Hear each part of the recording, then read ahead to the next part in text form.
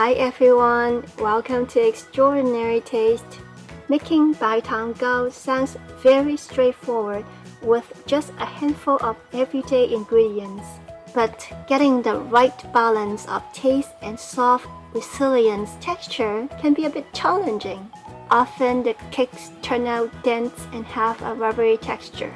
I took quite a bit of experimentation to perfect the steps for consistent success every time. And now I'm so excited to share with you today. Let's get started. We start off by using hot water to cook the rice flour into a partially cooked batter. Add 100 milliliters of water to 100 grams of rice flour.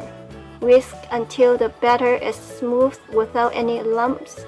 Bring an additional 100 milliliters of water to a rolling boil. Whisk it into the batter.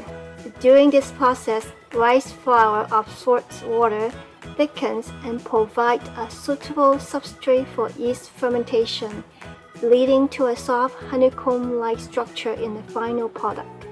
It's important to get the correct ratio of water temperature, and flour in order to succeed.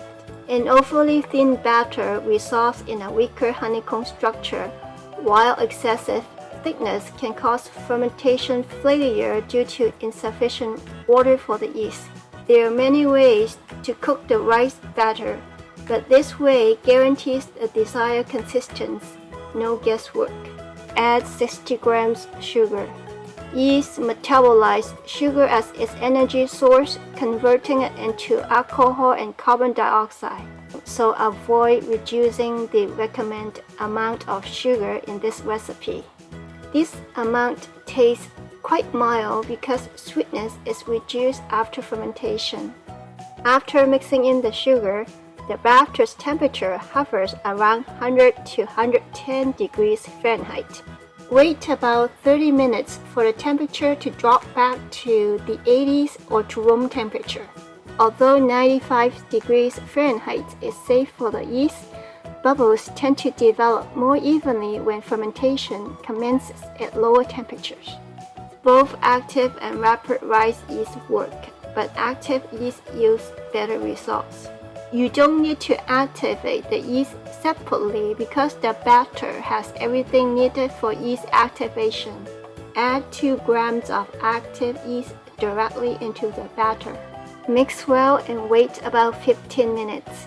The time is necessary for the yeast to rehydrate, making it easier to mix into the batter.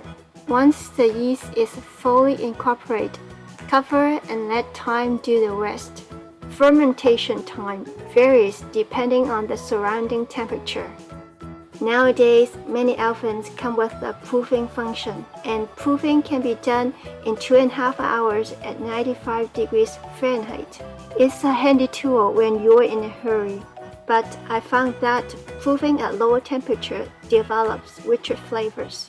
This takes 8 hours at 65 degrees Fahrenheit. I'm giving you a range of reference points so you will have an idea how temperatures and times may vary. Now, how can we tell visually when fermentation has completed?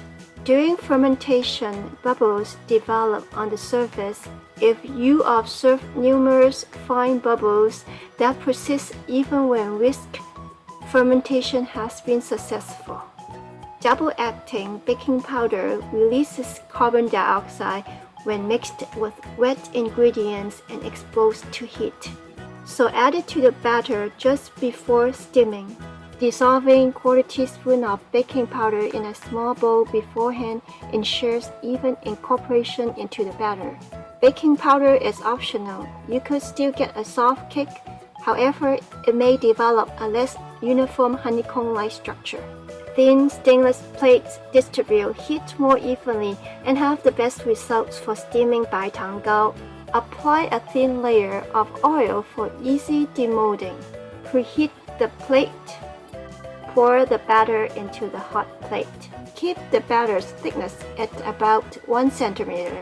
If the batter is too thick, the center may end up dense, while too thin results in less moistness.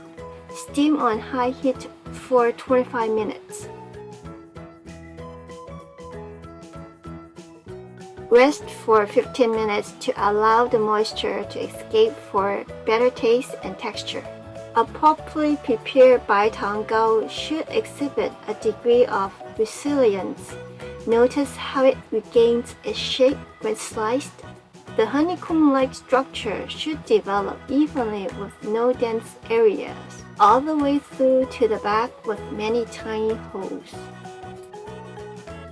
Once you have mastered these steps, you can guarantee success every time making this authentic Bai Tang Gao.